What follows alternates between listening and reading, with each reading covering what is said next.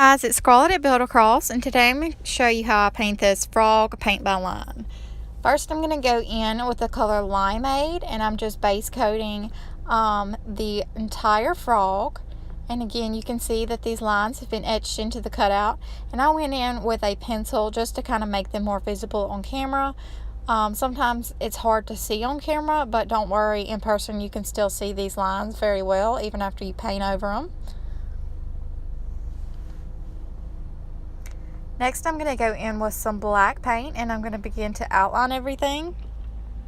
Whenever I outline, I like to use a number 0 brush and some watered down paint. Most of the time I use the Apple Barrel Black because it's a naturally runny paint. And I'm just following the lines that are etched into the cutout. So I'm not having to freehand any of this today. I'm just going in and kind of letting my brush follow the lines that are grooved in. Makes it super easy.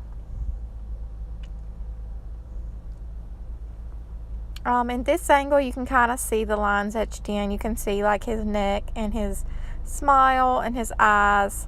Sometimes you just can't see this on camera very well, but this is a good interpretation of kind of how it looks in person.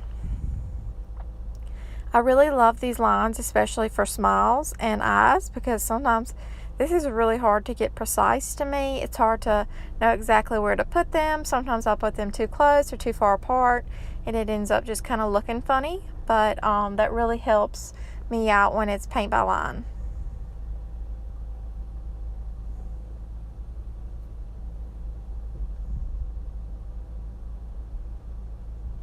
Now I'm going in with a black painter's marker, and I'm just going around the edges to kind of give everything just kind of an outline. This kind of cleans everything up.